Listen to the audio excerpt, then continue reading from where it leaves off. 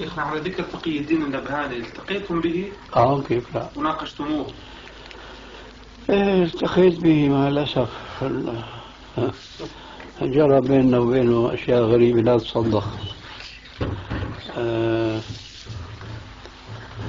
كنا نحرص على الاجتماع به، وراه جماعة من الشباب المتحمسين من دمشق إلى بيروت حيث كان هو مقيما هناك. فقالوا له يا شيخ تقي الدين، يعني اختلاف العلماء يفرق الشباب، فأنت لو التقيت مع الشيخ الألباني يكون خير يعني لهؤلاء الشباب. خلاصة تحدثوا معه في هذا الموضوع. قال هو يعتذر ما يستطيع الآن يدخل دمشق، هو بتعرف كان له نشاط سياسي وكان يعني مراقب من قبل كل الدول تقريبا. الشاهد، لكن أنا سأرسل إليه من ينوب عني. وفعلا أرسل إلي شخص طرابلسي من طرابلس الشام، لبناني يعني، من الجماعة. والحقيقة سمته جيد، يعني خلاف أكثر أعضاء حزب التحرير حريقين يعني. هو مربي لحيته موفرها، وإجا لعندي على الدكان وجاء به. إذا بتعرفوه أبو حمدي الجزائري، شفتوه آخر مرة عندي؟ هذا له أخ اسمه عبد الرحمن المالكي. أخوه ما أدري من أبوه أو من أمه، مو شقيقه. كان عنده نزعة حزبية. هو تربى عندنا يحضر دروسنا، عبد الرحمن المالكي. فيما بعد لما وصلت دعوة حزب التحرير إلى دمشق صار يحضر حلقاتهم وتأثر إلى حد بعيد. المهم جمعني به في دكاني. اتفقنا أنه يجي كل يوم ساعات عندي ونتناقش، وأنا منهج في ذلك. وبدأ اللقاء فعلا يومين ثلاثة، بعدين انقطع. اتصلنا بعبد الرحمن، قال له وين صاحبك هذا؟ قال والله يعتذر عن المجيء لأنه شعر بأنه مراقب من قبل المخابرات السورية يعني. قلنا خير. لكن أنا لم أزل حريصا على لقاء الشيخ. يوم من الأيام أنا في الدكان برن الهاتف، السلام عليكم. عليكم السلام. مين؟ صاحبكم محمود اسطنبولي. بيقول يلا حضر حالك. قلنا له خير. قال أخذنا موعد نلتقي مع مع الشيخ تقي الدين النبهاني. قلنا له خير بشرك الله. كيف؟ قال إن صديق فوق بحارة الكراد إمام مسجد، قال اجيت عنده قلت له يا أخي بدك تاخذ لنا موعد من الشيخ تقي الدين، في هناك شباب يريدوا يلتقوا معه ويستفيدوا من مجالسته. فوعد خيرا هذا الإمام، فعلا اتصل مع الشيخ تقي الدين وأخذ منه يوم موعد ذكره جيدا، يوم اثنين وبعد صلاة العصر، وفي مسجد هناك فوق في حارة الأكراد. جاء اليوم موعود، صلينا العصر هناك في المسجد، وكان من جملة المصلين مدير مجلة التمدن الإسلامي مظهر العظمي، والسكرتير تبعه محمد كمال الدين الخطيب، ورئيس الأخوان المسلمين يومئذ أو فيما قبل صلاح الدين الشاش، يعني جماعة من البارزين. صلينا العصر وانصرفوا الناس وبقينا نحن 4 5. واحد بيطلع هيك يقول ها اجا الشيخ. والله قاموا لاستقباله إلى باب المسجد، وقلت أنا بالأخير معهم سبحان الله، هو بيرفع رجله بده يدخل المسجد وأنا كنت صرت وجهه، قال جئت معتذرا. يا أستاذ نحن على موعد ونحن ننتظرك وإلى آخره. والله في أمر ضروري قاهر ما أستطيع. والسلام عليكم وعليكم السلام. راحت أيام وإجت أيام.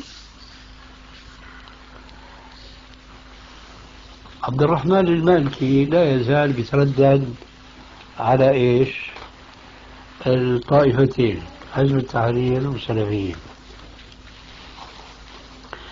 كل ما شفته بقول له إجا الشيخ، حتى قال لي إجا، قلت له خذ لي موعد منه. قال لي طيب. بعد حضر وقت الدرس، قلنا له شو صار؟ قال لي والله الشيخ يعتذر ما عنده وقت. قلت له أنا بستغرب هذا الاعتذار، لأني أعرف أنه الشيخ تقي الدين عنده نشاط في الدعوة لحزبيته. إذا ما كان يعني مثل نشاط الألباني في الدعوة للسلفية فربما يكون أكثر. يفرضني واحد من هؤلاء الناس اللي بيجتمع معهم، لعله يعني تبين له صحة الدعوة تبعه. راح وجهه ثاني مرة، قال له كمان إيش بيعتذر. قلت له قول للشيخ إنه أنا لا أقبل هذا العذر، وقول له بصراحة أنك تلتقي مع عامة الناس، فيهم عوام، فيهم طلبة علم، فيهم مثقفين، فيهم من آخره. فوض الشيخ الألباني واحد من هؤلاء، كيف ما تصورته.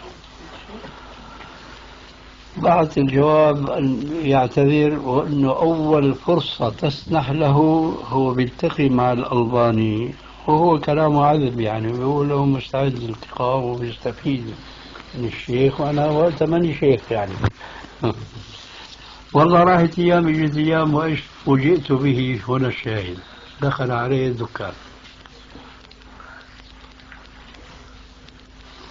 السلام عليكم. وعليكم السلام. بقى أنا دكانتي كانت قسمين: المظهر الخارجي ساعاتي، المظهر الداخلي صاحب مكتبي. فأنا كنت لما أجد في نفسي فراغ وما في عندي مكتبة ظاهرية بدخل مكتبي المتواضعة. فجلسنا نحن وياه في هالمكتبة هذه، وقعد يعد لي نفس الكلام، انه ما تاخذني انا وقتي ضيق وما عندي استعداد يعني للجلوس معك والاستفاده من علمك وفضلك ومن هذا الكلام والى اخره، ونحن مستعدين يعني لتقبل كل ما يعني عندك من علم او اعتراض او شيء، بس انت لو تفضلت يعني تكتب لنا ملاحظاتك ونحن ننظر اليها بعين الاعتبار. الشاهد اي نعم ايه الحال معك. الشاهد انه انهى كلامه انه انت تكتب لنا بكل ملاحظاتك ونحن ننظر اليها بعين الاعتبار ونستفيد منها. قلت له يا استاذ، الانسان المؤمن يفيد ويستفيد، فمثل ما انت بتريد تستفيد مما قد يوجد عندي، فأنا أيضا أريد أن أستفيد مما قد يوجد عندك، وهذا لا يظهر إلا باللقاء. يرجع يقول أنه وقته ما بيساعده إلى آخره، والسلام عليكم وعليكم السلام. أنا الاجتماع هيك يعني. من جملة الأشياء اللي ذكرت له، قلت له يا أستاذ، أنت تذكر أنه أنا كتبت مقالة وأرسلتها إليكم حول تحريمكم إيجار الأرض، وإلى اليوم لا أدري هل أنا كنت مخطئا، مع ذلك ما بينتوا لي خطأي. فإذا كنت مخطئا ما استفدت أنا منك شيء، وإذا كنت مصيبا استفدت أنت فعلا، لكن أنا ما علمت ذلك. فسواء كنت مخطئا أو كنت مصيبا كان لازم استفيد منك، لأنه لما بتقلي أخطأت في كذا وتراجع عنه، لما بتقلي أصبت فيما كتبت بحمد ربي على ذلك وبتشجع وبمضي فيما أنا فيه. فأنا إلى اليوم، وكان مضى على ذلك السنين، لأن هذا كان أول ما جاء هو إلى دمشق، ونزل في مدرسة اسمها مدرسة دير ياسين. إخوة الإيمان، تتمة الكلام في الشريط التالي. عرفته؟ سعيد ولا فواد؟ فواد، نعم. أيوة تبع المطاحن. هو كان له صلة وثقة بالجماعة، وكان له صلة معي بعد ما تخرج من الأزهر، واستفاد والحمد لله كثيرا. جاءني ذات يوم قال لي حزب التحرير قال لي نشرة في تحريم إيجار الأرض، شو رأيك فيها؟ قلت له بدرسها. بعد ما درستها قال لي شو رأيك؟ قلت له والله فيها أخطاء كثيرة. قال لي شو رأيك تكتب رد عليها؟ قلت له والله ماني شطار، لأنه أنا أعرف حزب التحرير حزب متعصب، لأنه الفرد منهم لو